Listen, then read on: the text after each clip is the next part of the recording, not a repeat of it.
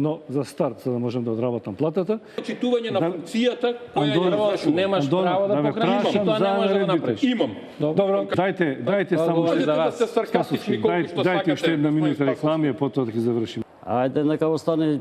Па тоа прашате го заев. Чека сега. Патот до пеколот е поплачен со добри намери. Прочистување на избирачкиот список. Уште не ќе го чистиме. Значи, ако расчистивме, а не расчистивме очигледно, тоа ќе биде некаде околу 9 часот, значи за 2-3 минути. Во времето на Бранко Црвенковски. Немојте така. Онтолошки тие се тука. Најкратко кој Ја веди. таму, ама до пола книга се одбележале. Нема да читаме цел. А ве молам режија.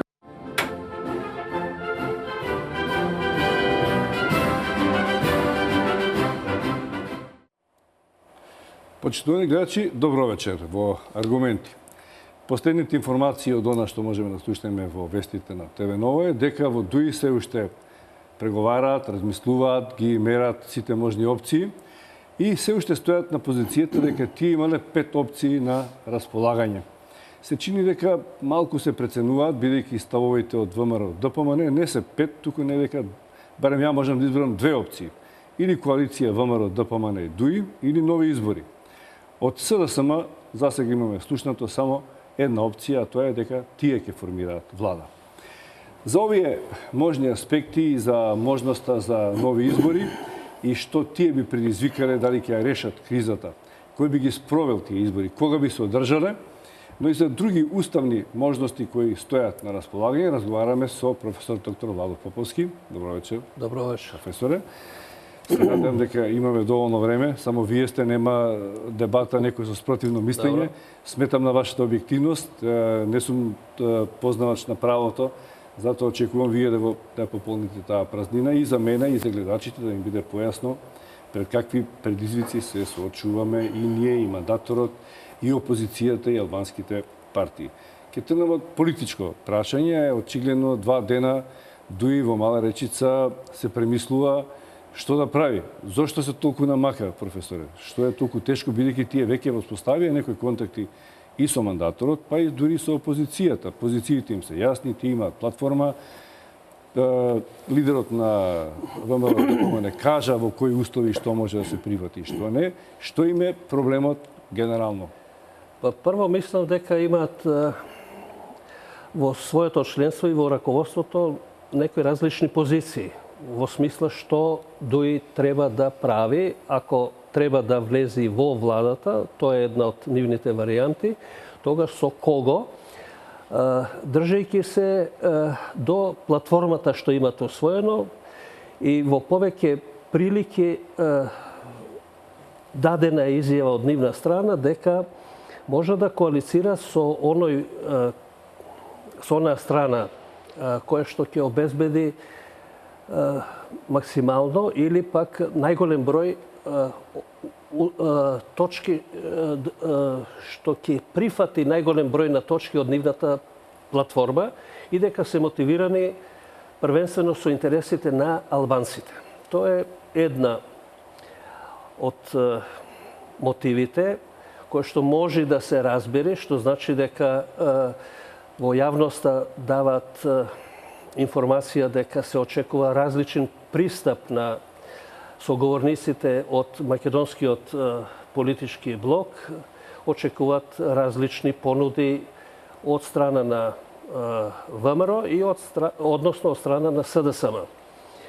Во меѓувреме они ја дополнуваа таа нивна платформа дека би коалицирале и со ВМРО ДПМН под предпоставка во составот на владата да нема лица кои што се споменати во истрага или кои што се во истрага на специјалното јавно обвинителство, дополнувајќи дека специјалното јавно обвинителство е еден од главните точки на нивната програма и дека ќе се држа до тоа. На таа основа, под предпоставка ни едниот ни другиот партнер да нема разбирање за она што ДУИ го смета за клучно, што не би остапило, што значи дека од платформата тие неколку точки што ги прогласува за главни, тие стават алтернативата дека ДУИ може да избери и опозиција, да оди во опозиција.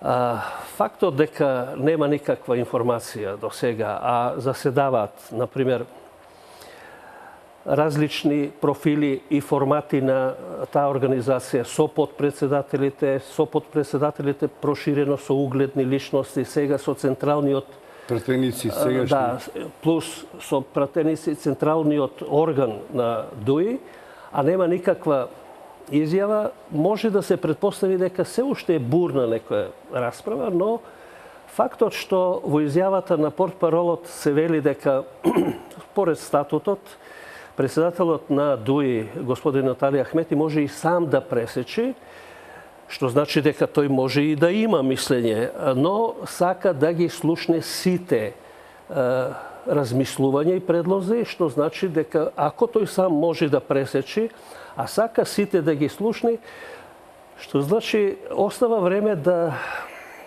оцени дали да го смени своето мислење и да се приклони кон ставовите на некои членови. Ценејќи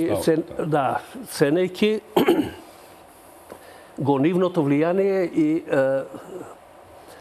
средините што стојат за тие, но во секој случај сметам дека Али Ахмети визави сите тие ставови има статутарно посилно право, може да пресечи, после тоа евентуално да се отвори проблем во организацијата, но може да пресечи статутарно. А второ, во секој случај, по неговиот авторитет и пракса, неговиот глас во најмала рака тежи колку гласовите на сите други. Еднаков меѓу сите, но со најголема тежина. Но во секој случај, мощна е сложена ситуацијата во Република Македонија и се оди на соопштение во последен момент. Утрешниот ден е последен и тука веќе нема можност да се премолчува што се случило во ДУИ и што ќе се случи со мандатот даден на ВМРО ДПМН. Во смисла дали тој мандат веќе ќе генерира нова влада или нема да генерира нова влада. Јас би заправил малку тука, тоа ќе ни биде доминантна тема во емисија, уште оставуваме малку политика пред правните аспекти.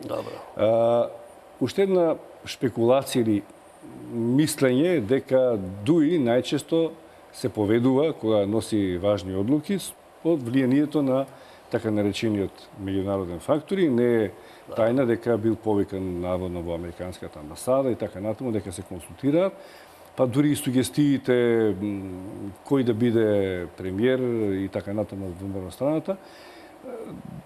Дали е на вистина така, не верувам дека сега можеме да погодиме, но дали има влијание сепак од 2001 наваму, имајќи од целиот тој процес од кризата и војната, дека странците имаа влијание и во Охридскиот рамковен договор и во дењето на Мајскиот договор. Прво, може да позади одлуката на ДУИ да стои меѓународната заедница во рамките на кризата од 2001 година, во нејзиното менаџирање, во разговорите и преговорите поврзани со Охридскиот рамковен договор, има свое јасно место.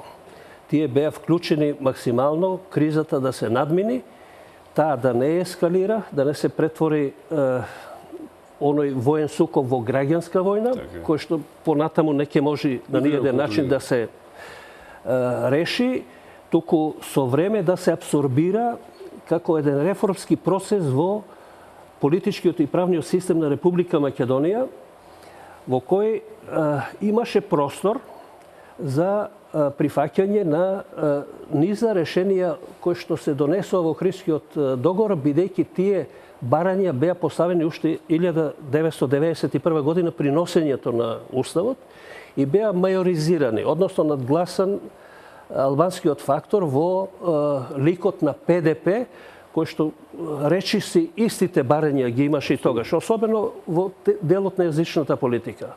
И поготово што аргументацијата за таквата позиција на албанскиот фактор беа влечени во правниот и политичкиот систем на бившата СФРЈ и на бившата СР Македонија, каде што, например, во Уставот од 1974 година во дефиницијата на државата беше кажано дека Република Македонија е национална држава на македонскиот народ и држава на турците и албанците или албанците и турците и демократска заедница на етничките групи кои што беа помали. Второ, дека јазиците на сојузниот, на народите и народностите се рамноправни во Уставот на Република Македонија, дека јазиците на македонскиот јазик и јазиците на народностите се исто така рамноправни, што предпоставуваше дека нивната употреба е легитимна и во општините, во собранијата на општините и во Републичкото собрание на Република Македонија. Например, јас тогаш работев во Институтот за социолошки и политичко-правни истражувања и стануваше збор за така наречениот делегатски политички систем на Република Македонија и ние истражувавме колку уставните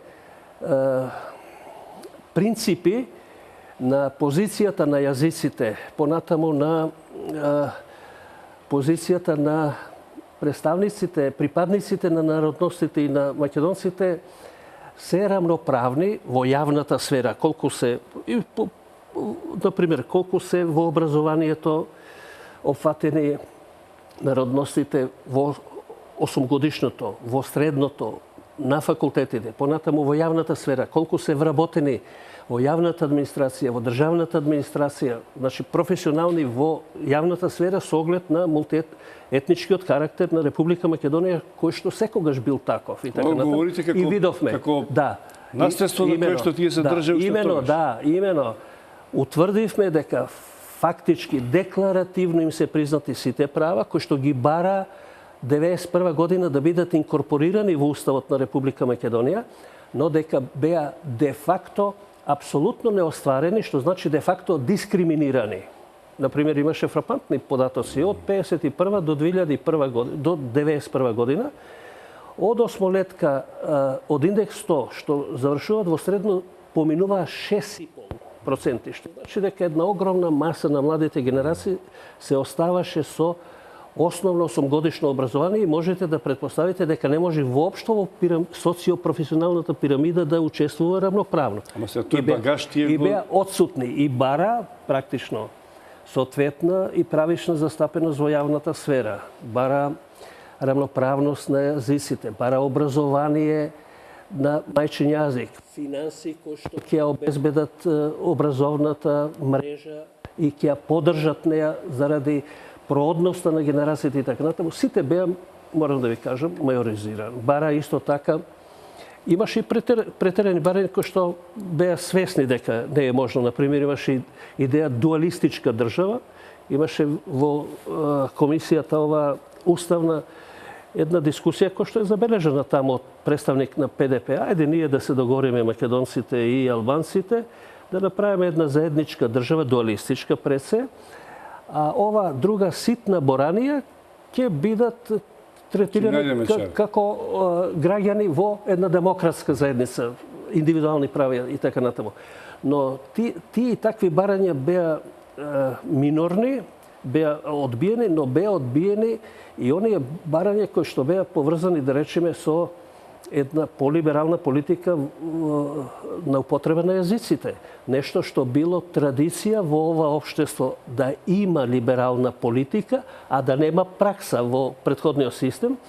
Историски уназад во македонското ослободително движење, например, Уставот на Македонската лига од 1880 година, има решенија кои што се дури дослово еднакви на некои решенија во Охридскиот договор. Што значи една проблематика со векови постои, една народност која што е бројна во државата, која што има респективно политичко историско искуство, висока политизираност, значи има капацитети да ги предводи интересите на тој народ, а се надгласувани во една процедура, во смисла ако Пројде добро, ако а не проаѓа. А моделот што го избра Уставот беше мнозинска демократија, кој што инако е демократски модел и кој што Бадентер го оцени апсолутно дека македонскиот устав е демократски.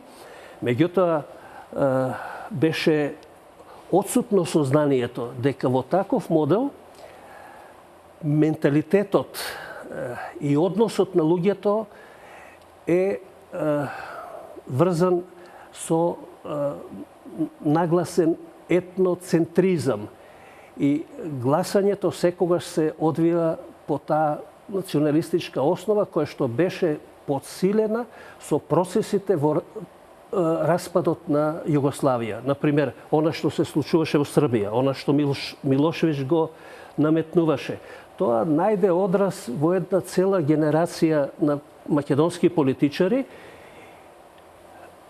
и на македонски научници, конечно. И во Уставот, бидејќи јас учествував заедно со уште 20 други во пишувањето на работниот текст, не имавме една верзија во нацртот, а после тоа кога председателот Глигоров и председателот на Собранието Стојанандов го посети една бројна, можеби 50 души делегација од универзитетски професори, интелектуалци, академици и други, притисна дека 91 година е моментот Македонија да се дефинира како национална држава, а другите само како граѓани кои што ќе уживаат демократски индивидуални права со игнорирање или маргинализирање на колективните права кои што беа декларирани претходно. И затоа имаше промена во преамбулата, имаше во сето тоа, и тоа не можеше а да не создаде притисок. Што значи, меѓународната заедница процени дека односите на примарно ниво, граѓаните македонци, граѓаните албанци, вода диалог, они се респектираат, они се доживуваат како сограѓани на една држава. Нема таква национална дистанца каква што постоеше во Србија кон албанците или во Хрватска кон србите, например, и така натаму. Има по една Ликертова скала мерење каде се за дистанцата, па се утврди дека само меѓу македонците и албанците е можен диалог и е можно моделирање на мултиетничка држава во едно мултиетничко општество со либерални права. И тука, например, да завршам. Европската унија со своји представници и Соединетите американски држави со своји представници го овозможија преку олеснувачите донесувањето на Охридскиот договор. Второ, во Охридскиот договор тие стојат како гаранти на реализацијата на Охридскиот договор, дека се тие факторите кои што се задолжени меѓународно да го следат реализирањето на Охридскиот договор, а степенот на реализацијата на Охридскиот договор е фактор на приближување или придвижување на Република Македонија кон Европската унија и НАТО. И дека од тоа ќе зависи. Тој договор треба да подсетам. Веднаш беше прифатен од Советот за безбедност на Обединетите нации, поединачно од Руската федерација, од англиската влада, од Соединетите американски држави. И на таа основа практично се создаде едно партнерство на Република Македонија во политичка смисла на зборот со Соединетите американски држави, дојдоа дури подпишување на тие со Европската унија, и ние можеме да сметаме дека меѓународниот фактор игра голема улога во позицијата на Македонија. Дуи во однос на меѓународниот фактор секогаш искажувал, така да се кажи, еден нагласен степен на соработка, сметајќи дека и веројатно во однос на Албанија, албанскиот комплекс и така натаму, меѓународната заедница покажа голема поддршка на одредени барања на албанците на балканскиот простор. И во таа насока мислам дека не е тоа само фраза кај Дуи, мислам дека они многу повеќе може да бидат поврзани со влијанието на меѓународниот фактор, кој што не крие својот став во однос на Македонија. Например, и Соединетите американски држави и Европската унија имат јасно декларирано дека очекуваат поддршка на специјалното јавно обвинителство и дека треба да се извршат судски реформи да се подготви во Република Македонија за да биде потенцирана независноста на судството, на обвинителството и така натаму, и за да може правниот карактер на државата да се врати на повисок толерантен ниво. И сметам дека во таа смисла и во таа насока ДОИ сака да биде еден внатрешен фактор кој што ќе притиска на тие реформи. Тие реформи во оваа смисла покажани, по моја проценка се од стратегиски интерес и на Република Македонија за излезот од кризите, за асоциациите во евроатлантските за асоциацијата во овие организации, бидејќи конечно морам да кажам дека Република Македонија треба да остварува билатерални одлични односи со сите држави, и со Русија, и со Кина, и со Индија, и со Бразил, со сите припадници на БРИКС. Меѓутоа, Република Македонија е по својата европска земја и она припаѓа на европските асоциации и дека цела историја покажува, која што нема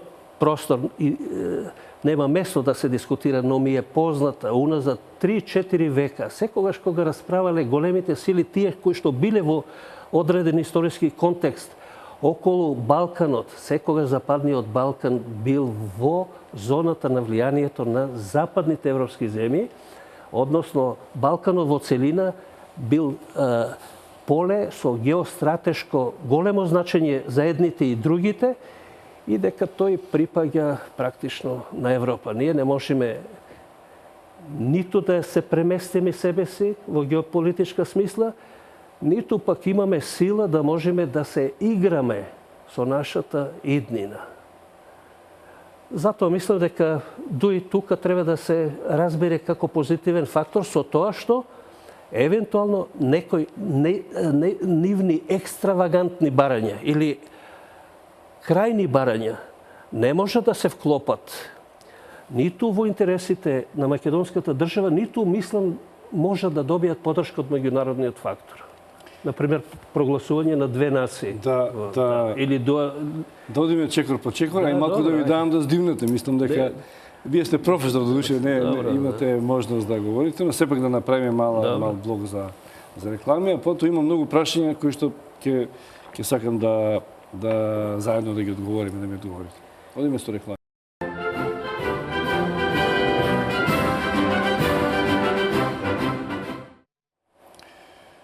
Еве повторно во аргументи разговарам со професор доктор Владо Поповски. Професоре, дадовте еден правно-историски влез на дилемите што ДОИ, но и македонското општество ги има во одлуката. Ќе ги оставиме ДОИ да се печат уште малку, тоа е нивна работа, но не помалку очекувањата се и наши, и од македонски аспект како општество, но и од мандаторот Никола Груевски, кој што очекува веројатно конечна одлука од својот доскорашен коалицијски партнер, Али Ахмети и ДОИ, да донесат одлука и да ја почитуваат праксата да коалицираат партиите кои што добиле кредибилитет од своите граѓани. И веројатно претпоставам дека тоа е најлесната одлука да продолжат да функционираат заедно од еден формално правен аспект. Меѓутоа се комплицира и таа можност со тоа што го споменавте и вие, бидејќи тоа во јавноста го пишува, дека е можно ДОИ да бара, освен оние стандардни барања на СЈО и платформата што има пред себе, под некаков притисок да бара, да речеме, да влезе во коалиција со ВМРО, но тоа да не биде лидерот на ВМРО, да помене Никола Груевски, туку некој друг. Значи, какви се сега правните можности, што може да се случува, што ако да, што ако не. Односно, што ако да со Груевски, што ако не со Груевски, а да со ВМРО. Прво таа опција. Ево вака. Во Уставот околу мандатот прашањата ги решава членот 90 од Уставот, каде што се вели дека председателот на Република Македонија е должен во рок од 10 дена да го додели мандатот на представник на партија или коалиција на партии кои што имаат мнозинство во собранието. Тоа мнозинство во собранието се толкува двојно, во смисла тие што имаат најмногу освоено пратеници и второто поскорешно толкување кај некои правници дека мора да има мнозинство од 61% за да се смета дека е тој мандатор незаобиколлив. Меѓутоа, праксата таква не беше. Туку започна тој член од Уставот да се толкува со партијата што има најмногу пратеници и дека е тоа така е фактот што председателот Глигоров, кога се струши владата на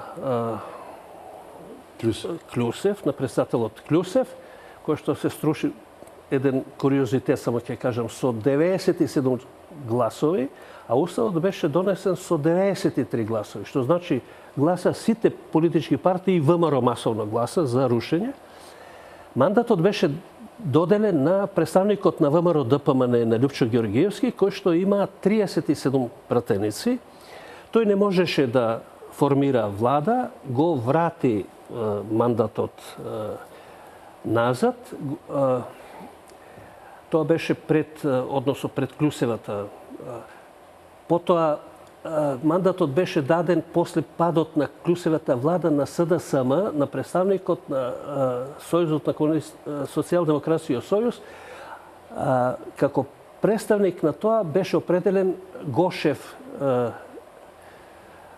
да состави влада. Господинот Гошев го започна процесот на создавање на влада и во еден момент се откажа лично со аргументи дека младиот председател на Социјалдемократскиот сојуз му подметнува некои лица за министри што тој не ги сака на ниеден начин. И неговата позната дека не е за еднократна употреба го врати мандатот. Мандатот го превзема председателот на Социјалдемократскиот. Го врати мандатот на Глигоров или остана во партијата? Не, он го откажа. Го откажа, ама не го врати. Не, го откажа. Не во смисла што е мандат. Например, едно е заклучок и документ кој што му се предава на представникот на партијата, во случајот господинот Гошев, тој се откажа од него и мандатот остана во партијата и партијата го определи или раководството се договори тоа да биде председателот младиот. Уставниот рок. Вака, мандатот Гошев го врати некаде од прилика не на крајот на 20-тиот ден, нешто предходно го врати некој ден, меѓутоа после тој мандат останувајќи во Социјалдемократскиот сојуз помина можеби месец дена. Младиот председател, односно носител на мандатот Бранко Црвенковски, започна да го формира составот. И во едно време имаше во новини мандат помина роковите, се уште нема информација од страна Социјалдемократскиот сојуз, нема објава на состав на влада и нема програма и нема настап пред собранието, што инаку е должност според Уставот.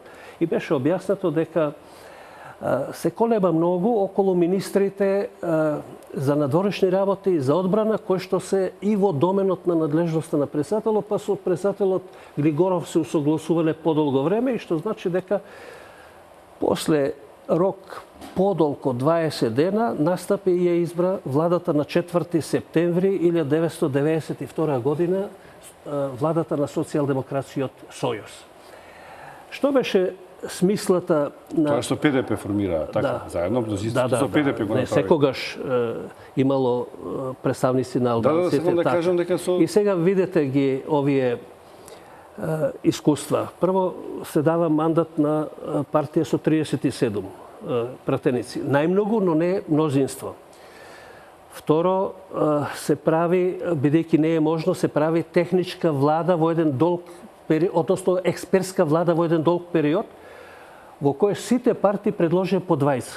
Тоа му доаѓа како концентрациона влада и тоа беше влада со најголем број доктори, професори и така натаму од сите влади до сега и таа влада донесе начело со господинот Клюсев, донесе многу крупни решенија.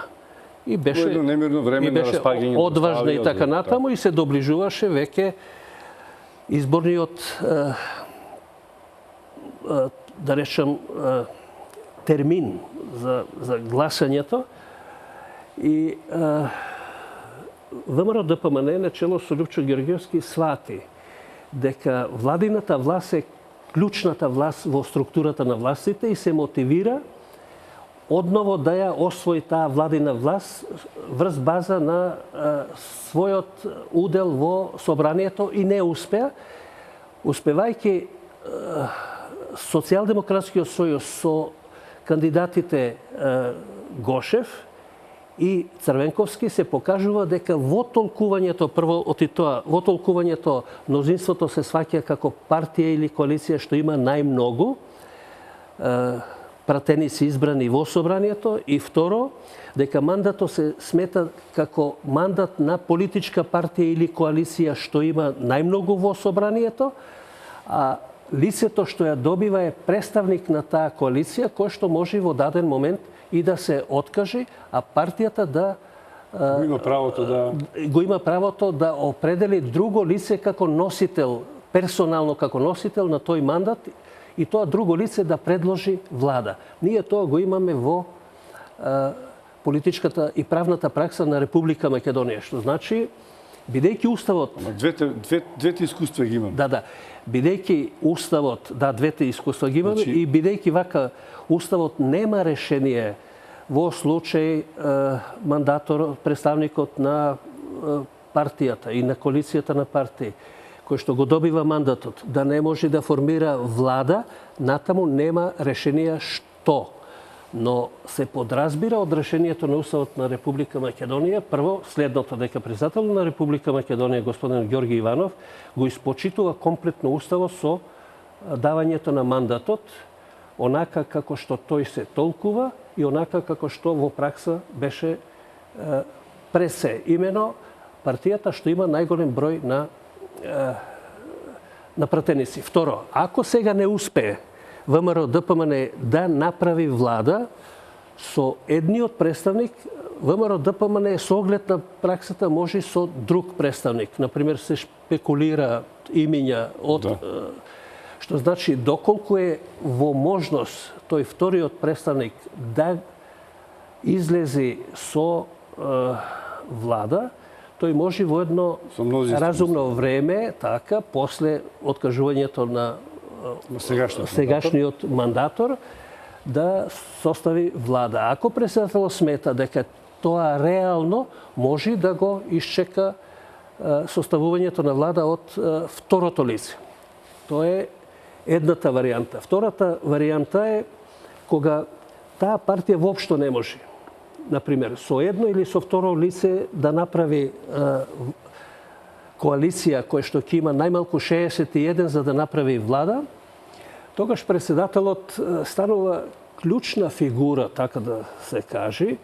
Тој го располага решението кому ќе го додели мандатот и тој натаму не е обврзан на овој или на оној да го додели, туку може, например, како што е примерот со Хрватска, со председателката на Хрватска, да каже тој представник на таа и таа, на која и да е партија, кој што ќе дојде со 61 подпис на обезбедени пратеници, поддршка во нему ќе му го дадам мандатот. И тоа би бил една алтернативна можност. Понатаму, може исто така да се обиди мандатот да го даде на партијата која што е втора по бројот на пратениците. И тоа што значи ако процени дека они има шанса и имат право да се обидат да формираат влада. Може и таа варијанта, а може и председателот исто така, ако покаже лидерство во дадена ситуација каде што институциите веќе се во криза, особено законодавната власт и извршната власт. Подоцна ќе илустрирам во која смисла таа криза е многу конкретна во нашиот систем, може да поведе исто така разговори со политичките партии уште еднаш, дали е можно да се создаде влада на поширока коалиција, која што би имала широка поддршка во парламентот, која што не може да се обезбеди без согласност на партиите, се разбира. Влада која што ја посакува, например, господин Хан од Европската Унија, каде што смета дека би било добро Република Македонија да може да формира влада со широка собраниска процедура, за да има капацитет и владата и парламентот да донесат крупни реформски закони, бидејќи законите во областа на правосудството, например, било кои измени на законот за судовите, понатаму било кои измени дополни на законот за обвинителството, барат двотретинско мнозинство. Ако постои такво расположение кое што може да се создаде при сознание дека кризата се продлабочува и можеби ситуацијата во Република Македонија станува ризична по основ на одржливоста на државата, на редот, на мирот и на интересот на Република Македонија во смисла пред се државата и интересот на сите граѓани, тогаш можеби и таа варијанта. Ако и таа варијанта не е можна, тогаш доаѓаме до следното. Собранието е единствено тоа кое што може да создаде ситуација за нови избори. Тоа значи дека собранието треба да се самораспушти со 61 глас и тука проблемот е во следното, што тоа собрание не е доконституирано, нема избрано председател на собранието. Собранието може само да се распушти, ама нема кој да свика седницата, кој да они можат и сами да се свикат и така и да се самораспуштат, да речеме. Некој на стариот да преседава и слично, ама нема кој да ги распише изборите, бидејќи по уставот изборите ги распишува председателот на собранието, што значи дека прво, независно што ќе се случува околу владата, собранието треба да избере председател на собранието, за да може законодавниот дом во ситуација да мора да се самораспушти и да се распишат нови избори, да има кој да ги распише тие. Тоа со мнозинство треба да се избере председателот на собранието. Да, председателот на собранието со 61. А ако собранието има 61 пратеник кои што се подготвени да се самораспуштат, тие се доволна бројка да го изберат председателот заради тоа што имат намера да се самораспуштат и да има кој да распише избори. Тоа е поинакво мнозинство. Така ми се согласили 61 само значи 61 што не е исто како за создавање влада. Но изборот на председател на собранието со 61. Што значи тоа може се не да 61, ако не може 61 за... Што значи дека председател на собранието треба да се избери независно дали ова ќе се развлекува како се... Ама не е исто мнозинството. Не, само да ви кажам вака. Мнозинството е бројчано исто, а не мора да биде по структурата. По структурата исто. Сега доаѓаме до ова. Ако една од македонските политички партии апсолутно остане во опозиција и не сака да гласа за ниеден предлог што би го предложила другата партија која што успева да направи, да речам, влада, која што би била со многу тенко собраниско мнозинство. Значи со 61 ВМРО или со 63 или 64 СДСМ, кој што рачуна дури вака. Сите албански пратеници, 20, да се приопштат кон СДСМ, ќе имат 69. Така, 69. тоа собрание не ќе може да донесе ни еден закон од реформска природа, што значи дека во една или во друга смисла било кој да направи влада, доколку тоа не е влада со општо мнозинство, со консенсус, со широка поддршка во собранието, Собранието на Република Македонија ќе има нарушен капацитет, ќе може да носи само закони кои што се носат со просто мнозинство со 40 пратеници, односно со мнозинство од вкупниот број со 61, но не и закони со 80 пратеници, бидејќи законите кои што се од реформска природа, законот за органи на државната управа, законот за судовите, законот за обвинителството, се носат со 80%. Што значи дека нови избори се неопходни. Со тоа што е прашањето кога и дали веднаш сега од криза во нова криза или Република Македонија има интерес, и мојот став да го кажам, има интерес и да формира влада и со мало мнозинство, за да може колку толку да се стабилизира ситуацијата и да се разграничат двојните мандати кои што сега постојат и кои што се уставно невозможни, да речеме, во сегашната влада привремена има добар број на министри, па и самиот премиер господинот Димитриев се избрани како пратеници. Во моментот кога е верифициран нивниот статус на пратеници, а е верифициран, веќе во тој момент уставно се неспојливи двете функции.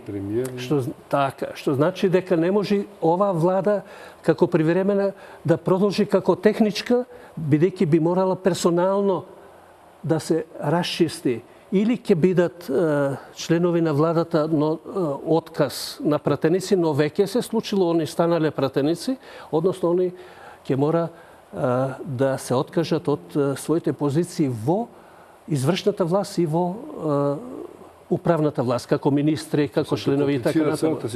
Да, имено, што значи не може ниту да се одржува една ситуација и да се искристализираат институциите, собранието, пратениците, владата и нејзиниот состав, согласно со уставот и при околности таа влада да има само 61 пратеник поддршка во собранието. Имено, создавањето на влада со 61 пратеник со поддршка овозможува собранието да се доконституира, да избери председател, едно. Оние што имаат дупли мандат и пратеници и министри да се определат на една страна и да се избери нова влада кој што министрите ќе бидат само министри, ќе бидат управители, односно раководители само на министерствата. Сега имаме една општа конфузија. Помешани се законодавната, извршната и управната власт и персонално, што не е возможно. Затоа е неопходно, по моје мислење, односно би било многу корисно да се избери и влада со мало мнозинство, за да може да се кристализираат составите и надлежностите на овие институции и во едно догледно време, доколку навистина нема подготвеност, може подготвеност за поширока коалиција да се случи подосна, да се конституира една ваква влада, да почне да работи, па некаде кон јуни може да се создаде нова изборна нова влада, доколку има нова согласност за пошироко парламентарно мнозинство, како што се случи 2001 година. Практично се создаде голема коалиција меѓу ВМРО, СДСМ, другите и така натаму и создадоа заедничка влада. Или па таа влада да спроведе избори, да е влада која... Да, што значи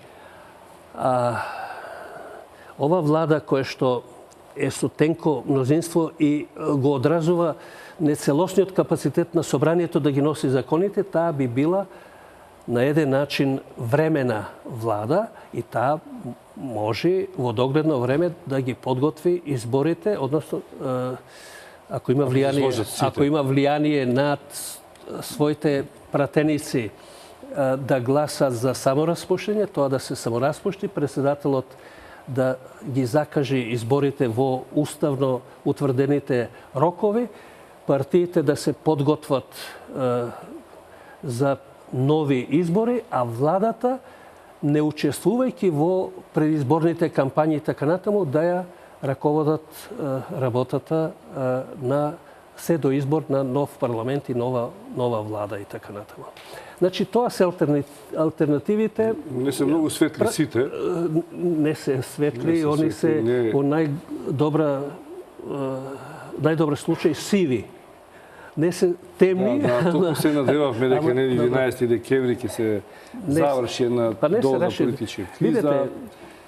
Влегуваме во многи дубиози. Се надевав партиите дека ќе добијат такво мнозинство за да може. Меѓутоа, ние ќе треба да навикнеме за во иднина многу почесто на вакви резултати од изборите. Што значи дека ќе мораме со ваква структура да навикнуваме и претпоставам дека во некоја иднина нема тоа да биде некој хендикеп, туку ќе има повеќе разговори и слично. Сега се изострени позициите до максимум, бидејќи реториката, како што гледате, едните се закануваат со конфискација, затварање, другите со спроведување на законот, без да се одбегнат оние кривични дела кои што беа ставени во процедури и така натаму. Сега е посебна ситуација. Но, тука ќе ми дозволите само две реченици. Мислам дека во таа насока, каде што ќе имаме многу често вакви резултати од изборите, неопходно е да се направи реформа и во изборниот процес и мислам дека продуктивно е Република Македонија да стане една изборна единица, бидејќи оние партии кои што не влег... Со пропорционален систем? Ќе кажеме за тоа. Прво една изборна единица, бидејќи со овие 6 изборни единици многу мали партии ќе има по 1 до 3 мандати и ќе беа репер еден, така да се каже, кој што можеше да балансира на една или на друга страна. Например, има изборни субјекти кои што изгубија по 20-23 гласови има. Ако е една, со понизок цензус за влез во собранието, ние ќе имаме секогаш собрание во кој ќе учествуваат не само два противници кои што се борат за со сите средства. Сами си го бараат до 91-а професор Навака. Видете, Лјупчо Ѓорѓевски кога беше премиер, се донесени овие 6 изборни единици и тие одговарат на големите партии. Да, па големите партии се го бараат, пронаоѓачот или оној авторот на пронајдокот, сега пронајдокот му се освети. Да, имено мора тука прво една изборна единица, намален праг на влез во собранието, може, ако е, како се вика, пропорционален систем, за да покажа во македонските услови дека пратениците ја губат самостојноста во решавањето, току се максимално контролирани од владеачката, од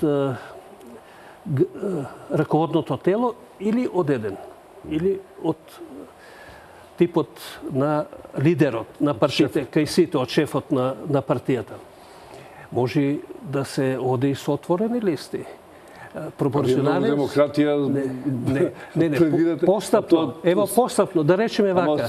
Видете вака, една изборна единица, мал праг за влез. Ние веднаш ќе имаме доста мали партии. Знаете, тие мали партии, како зидот што го крепат малите камчиња и ги крепат големите, тие малите партии може до голема мерка да ги омекнат односите меѓу големите ривали, кои што не бираат средства, например, не бира ни СДСМ, ни другите. Морам да кажам, јас и кажав веќе на една од минатите емисии, отпорот на ВМРО ДПМН против специјалното јавно обвинителство во една добра мерка произлегува од начинот на работењето на тоа специјално јавно обвинителство, кое што во фазата на истрага излезе со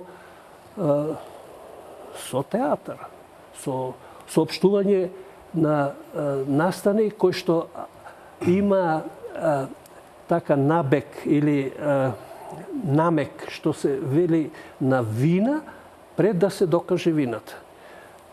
Сетата аргументација, специјалното јавно обвинителство, може да ја стави во истрага и да ги бара документите, и кога ќе ги има документите, кога ќе смета дека е подготвен предметот за обвинение, тогаш ќе настапи во јавност и така. Така што работите се многу згужвани и треба чекор по чекор да се Рековте дека ќе го објасните и мнозинскиот. Објаснивте една изборна единица со пропорционален модел, бидејќи тоа беше во оптек во преговорите кога почна муабетот на двете партии какво да биде моделот. Се спротивстави на... Двете беа против единствена изборна... Не беа. СДС се предираше една изборна единица, бидејќи го притиска малите... Да, сигурно. Малите... Не, дали беа они убедени лично, не знам, но го кажа, затоа што има притисок од помалите партии кои што се во коалиција. Но имаат корис од овој модел. И да сакале можеби до сега ќе направеле. Имено, да. И самите рековте. Но ВМРО иде со мнозинскиот систем како опонент, бидејќи е подобар, а исто така е демократичен. Да. Сега ќе треба веројатно пак тие големите да одлучат кој систем ќе го одберат, бидејќи овие предлози не поминуваат досега. Иако сега се покажува дека имаат проблем, токму големите партии немаат помош од кој што им треба од помалите за пазарење, за добивање гласови.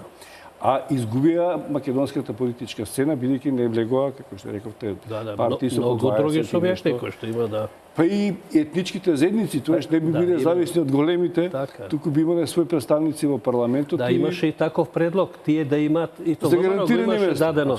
Да, по 2 представници или по 1 представник задолжително да имаат во парламентот. Да нема да се бара да биде стално во власта, тоа би имале некои гаранции. Би биле реална слика на мултиетничност на Македонија, а не бинационална држава од која што сега сите гледаме дека навлегуваме со некои барања од платформата на албанците. Значи, само уште едни мали подпрашања. И не само ова, бинационална држава е ризик за одржливоста воопшто на Република Македонија во целина. Мислам дека имаме време и за тоа.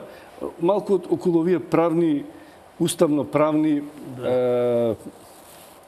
ајде да речем недоречености или нејасноти, бидејќи гледам дека и вие правниците различни ги толкувате за можности и улогата на председателот на кога ќе му го даде мандатот. Председателот е обврзан само во делење на првиот мандат. Во вториот веќе има иницијатива како ќе постапи. Или ќе им речи... Може не е обврзан, ама мора да одлучи. Не, ќе одлучи, ама може да постави, да речи 61 подпис кој ќе донесе, тој ќе добие. Тоа може. Второ, може на втората партија да го даде. Може на третата да е. Може третата ако има подписи. Да. Може и третата да има. Не се знае сега. Или да стапат во разговор за поширока. Не, се има. Рековте, не мора да е... Дали мандаторот нужно треба да е премиер? Тоа не го пишува. Видете, не го пишува, добива представник на партијата. Не, јас лично мислам и тука исто така во духот решението, представникот на партијата што има најмногу, таа партија заседава, представникот игра улога, во случајот е и председател на партијата, ги раководи состаноците, внатре во партијата составуваат можна персонална структура на владата и слично, и ако дојде во даден момент, например, партијата со која е воопшто возможно да се прави коалиција и да се избери влада како ДУИ, постави услов од персонална природа, во смисла дека инсистира во владата да не бидат лица кои што се во некаква истрага споменати и така натаму, се додека тоа не се расчисти, па после тоа во друга прилика би биле, но во тој момент да не се, тогаш мандаторот, односно таа партија го има мандатот, а мандаторот може во соопштението за составот на владата, доколку се договорат под условите на партнерот кој што би под тие услови бил партнер во составување на владата, да каже дека мандатот кој што го доби ВМРО ДПМН успеа да се договори со партнерот ДУИ или Уште некоја било партија, која и да. друга партија и така натаму, и го предлага следниот состав во кој тој што го зел лично не мора да биде, да, туку го предлага за носител на владата, на премиерска функција, лицето тоа и тоа. Тој е човекот кој што е мандатор, кој што успел да состави мнозинство и влада. Уставот не го забранува. И ти го врзува мандаторот да биде премиерот. Да, нема изрична обврска.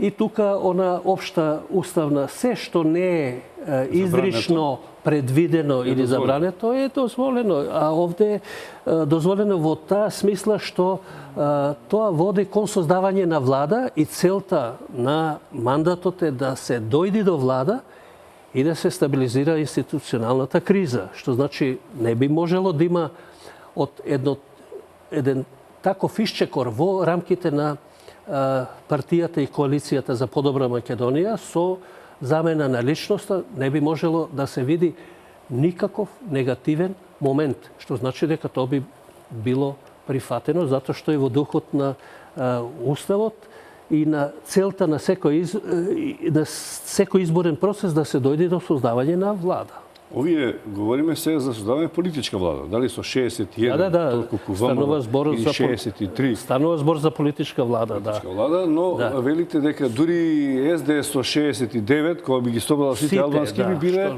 релативно мало мнозинство за сериозни промени, закони, за дел од надлежностите на собранието. Собранието не ќе може со ниедна политичка влада од било на ВМРО ДПМН или на СДСМ со сите албански пратеници да ги врши функциите, особено не во областа на реформите на судството, судскиот систем и слично, кој што е еден од главните пунктови каде што Европа очекува промените. Затоа и контрадикторност уште поголема, професоре, тогаш ако се знае дека се инсистира на продолжување на мандатот на СЈО како еден од главните услови и на странците, па и на ДУИ. Тој не може ни да се изгласа. Ако јасно е дека ВМРО ДПМН, барем за сега, не се сложува со тоа. Да, имено. Ќе треба се бара некое компромисно решение, што веќе го читаме од некои експерти, аналитичари, дека може за некој месец до јуни, значи тоа се е купување на време. Ако се смета почетокот не е кога е формирано, туку како Заев ги дал документите, па тоа дава некои месеци плюс. Значи се е барање на некој период.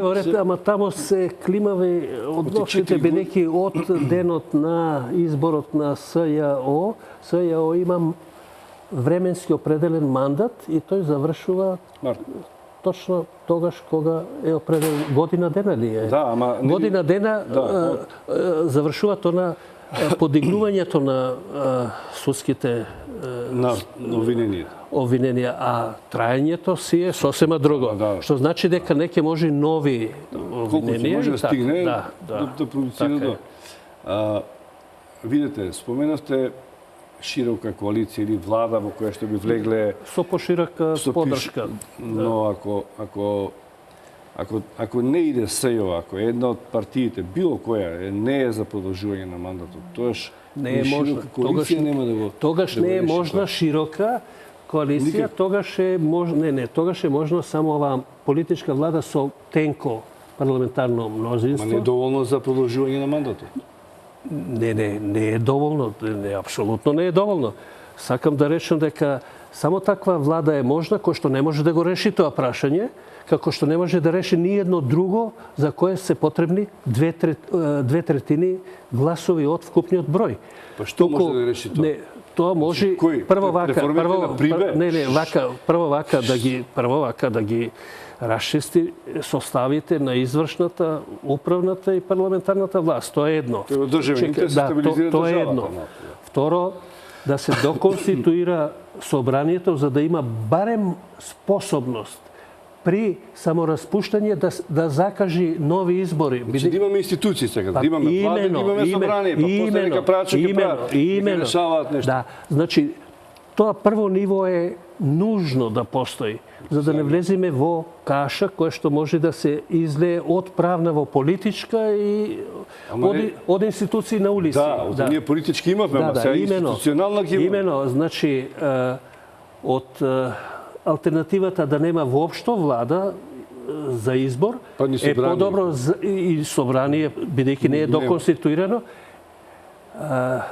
Неопходно е да се формира влада и со мало парламентарно мнозинство, бидејќи ќе го конституира законодавниот дом на тој начин и идните избори ќе може надлежно да бидат прво распишани. Може ли обратно да стои, професоре, Да. како што рековте прееска? Ако они констатираат политички дека не се слагаат да има ваква или онаква политичка влада, нити СДСМ или ДУИ И мислиш да се откажат и едните и другите од создавање на влада? Да, а да се договорат заедно за избори, пример, но да формираат собрание и Не, ама мнозинство. собранието мора да го формираат. Да го формираат па, собранието. да, Значи, Севоре имаме ќе. барем собрание, Не, Севоре. имаме Да. Значи, институција неопходно важна. е собранието да се формира. А потоа да создадат влада што ќе дори- направи избори, Да. ако сака дека Имено. изборите се решени. Така, имено, така. Ако смета така, ако ги притисна странците, иако па и тука има теории дали многу брзо се менува расположението Имено, во изборите, да не биде пак да имаме варијанта слична што разлика. споменувате вие е во случај веднаш да се оди на распишување на нови избори, при што треба претходно да се конституира собранието до Така, крај, може да се за да распише. може Има човек кој што ќе го распише, да се донесе председател. тоа решение, меѓутоа тогаш е значи со вакуум од постоење на продуктивна влада барем за извесен период, а можеби расположението нема да се промени. Идеме сега уште еден блок. До душа партиите ќе просебно што им е интерес. Идеме малку со реклами, а потоа од правна идем на една исто тешка задача што предстои, а тоа е платформата што ја поставија албанските партии, бидејќи таа треба се голтне, било која партија што инсистира дека сака да формира влада, ама прво да отидеме со рекламите, Добро, па ќе го образложиме и овие можности и неможности за создавање влада.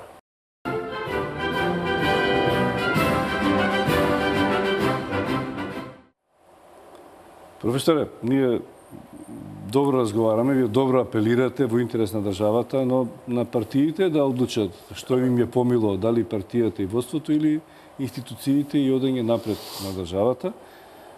Тоа и граѓаните, но и странците ги подсетуваат често, па и дуи најчесто знае да каже ние работиме во интерес на државата и граѓаните.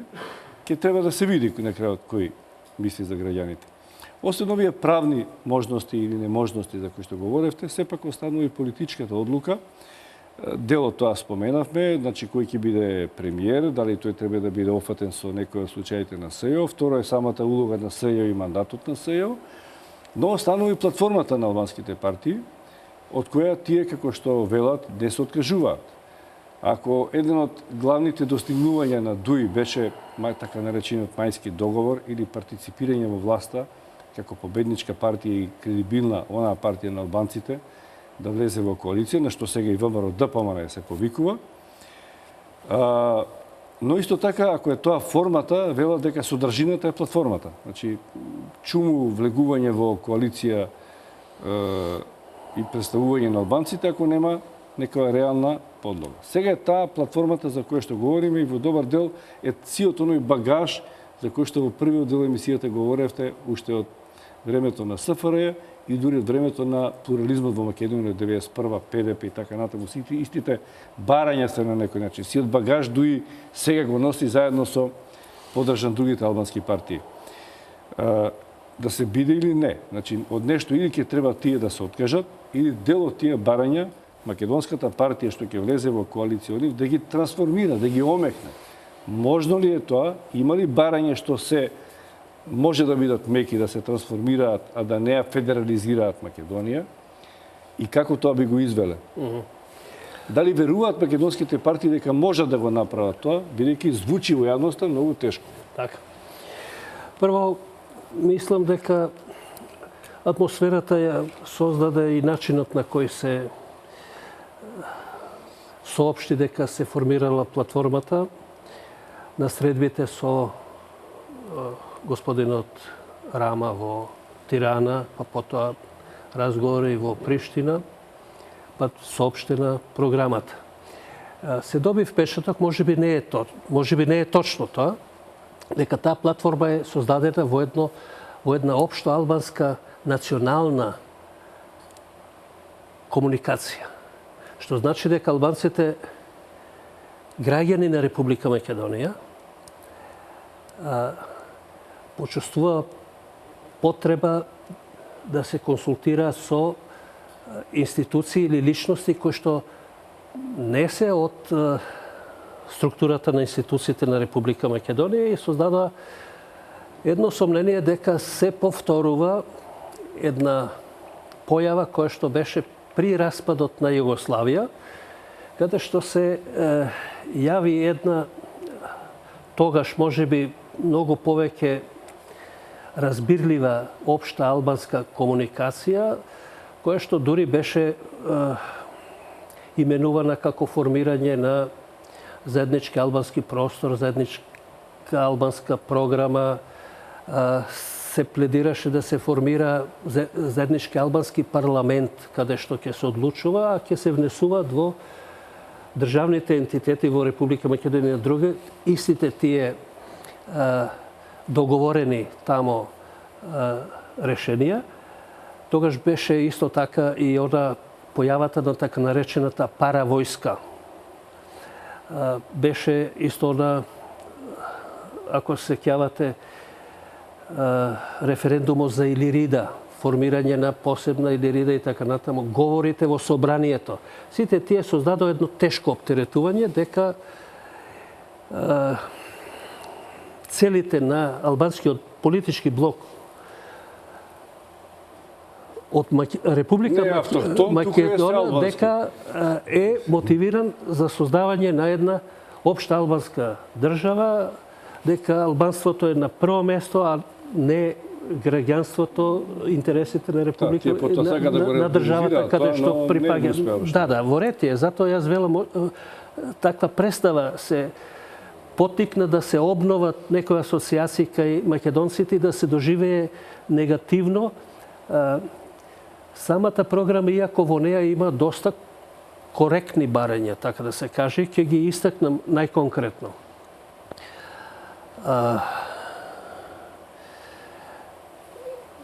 Јас не дојдов точно до сите барања на програмата, но има тука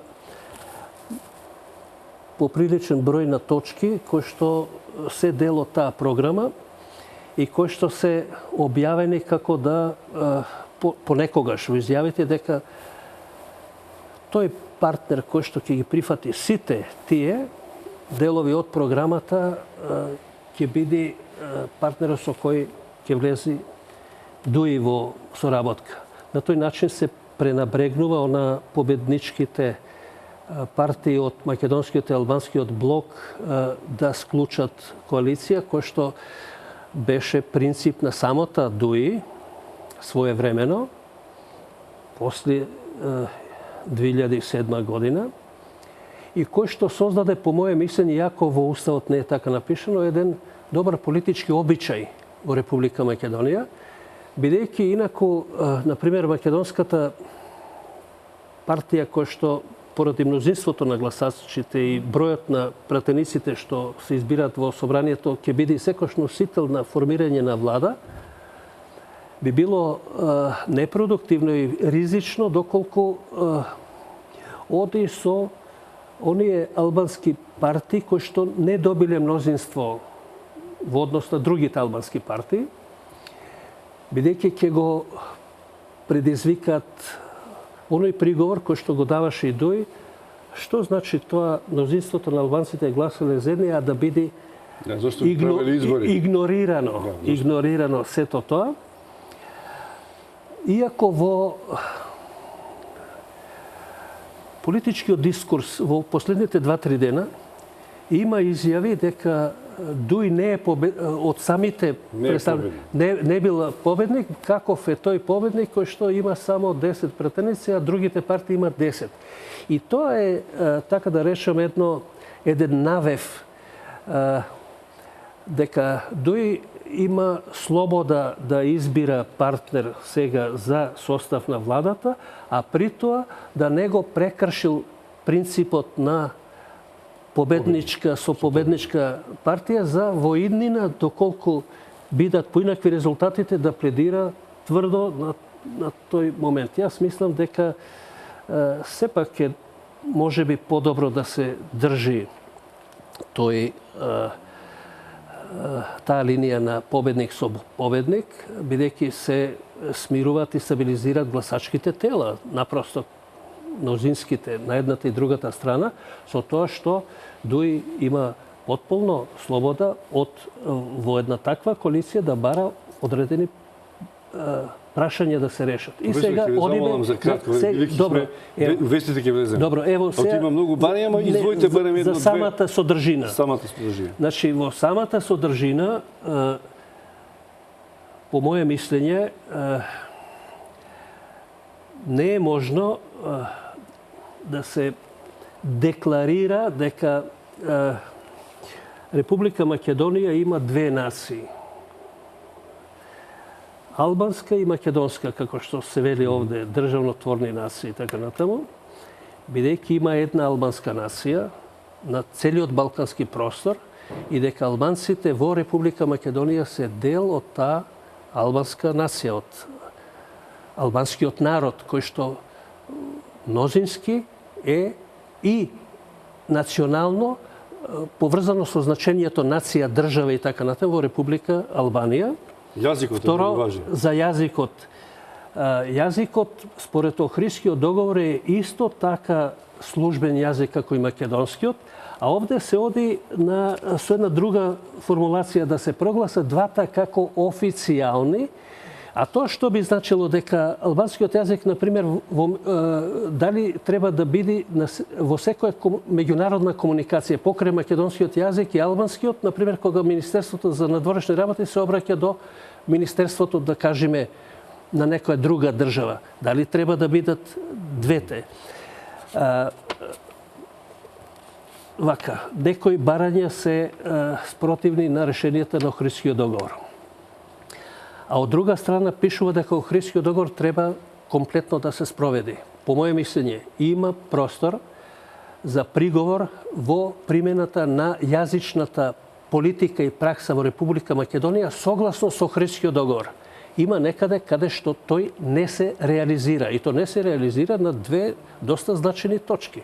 Например, ниту некаде како паралелен службен јазик на ниво на општините каде што живеат 20 и повеќе албанци, каде што е еднаков службен како и македонскиот, се реализира секаде, ниту пак во комуникацијата секој албанец со Министерството во Република Македонија, било каде да живее во Република Македонија, може да комуницира на својот јазик. Тоа не се реализира. Не се реализира, што значи, треба да се реализира, што значи една полиберална политика во употребата на јазиците исто така. Тоа може да се реши. Уште само ова.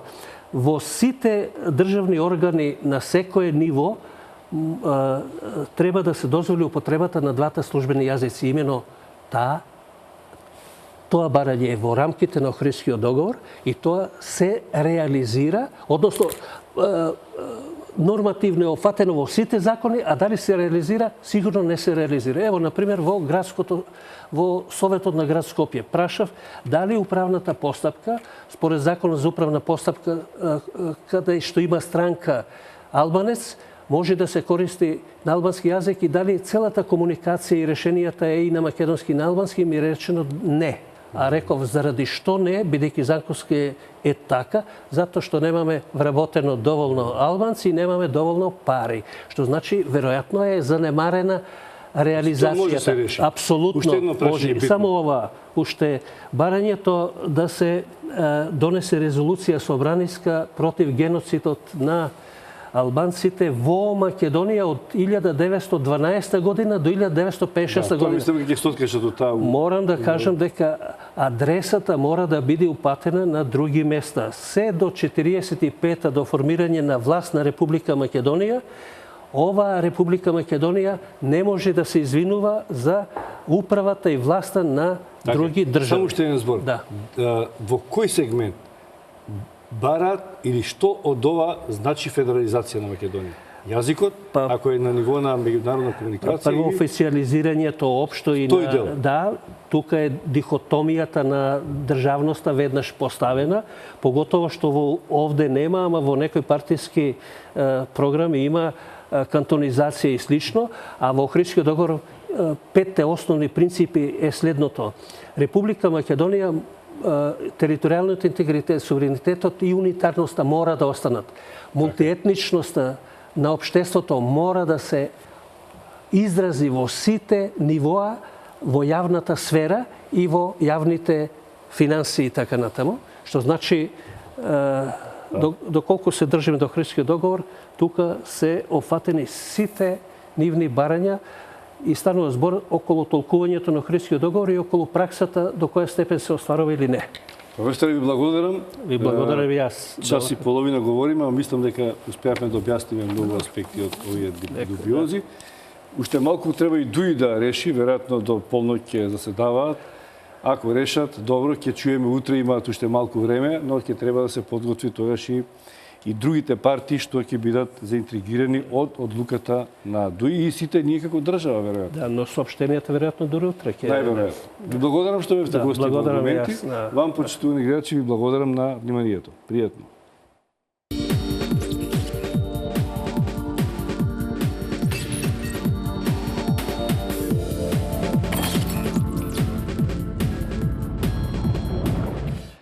Но за старт, за да можем да одработам платата, Читување на функцијата која ја извршувам. Немаш право да покраниш и тоа не може да направиш. Имам. добро, дајте само Можете за да вас. сте саркастични колку што Дајте уште една минута Мој реклами, а потоа да ги завршиме. Ајде, нека остане... Па тоа прашате го заев. Чека сега. Патот до пеколот е поплачен со добри намери. Прочистување на избирачкиот список. Уште не ќе го чистиме. Значи, ако расчистивме, а не расчистивме очигледно, тоа ќе биде некаде околу 9 часот, значи за 2-3 минути. Во времето на Бранко Црвенковски. Немојте така. Онтолошки тие се тука. Најкратко кој Ја веди. таму, ама до пола книга се одбележале. Нема да читаме цел. А ве молам режија.